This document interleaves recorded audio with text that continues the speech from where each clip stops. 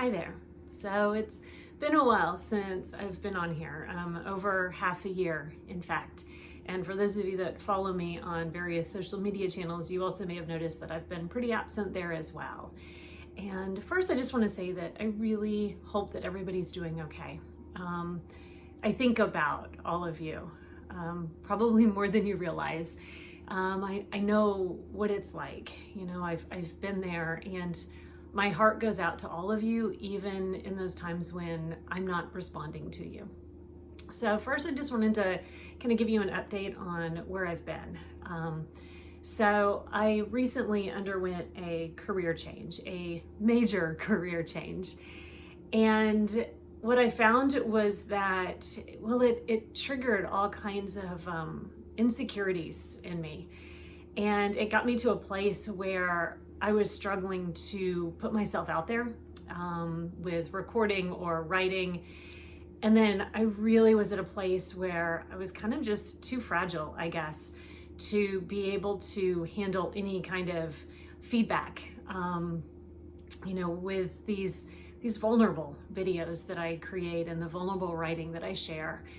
And all of this is just, it just brought up all of those like self-worth issues and imposter syndrome and all of that kind of stuff. And so in order to protect myself, I really needed to kind of retreat for a little while until I was past, the main transition. And, in all honesty, I didn't really know if I was going to pick this back up again. My divorce is now almost 13 years old. And so in my own personal life, this is, for the most part, I'm not going to say completely behind me, because I don't know if that's ever the case, but in my personal life, this isn't something that is in the forefront of my mind most of the time. But then I had a podcast that I recorded about 6 to 8 weeks ago that I had scheduled long before I took this hiatus. And so I went into that just sort of with curiosity of, how is this going to make me feel? Is this going to be something that makes me want to start sharing again? Or is this going to be confirmation that maybe it's time to close this chapter of my life? And interestingly enough, I found doing that podcast invigorating in a way. In fact, as soon as I was done, I had ideas for videos and for content that I started jotting down, and I hadn't done that in months. And so what that told me was, I think there's still more there for me to share.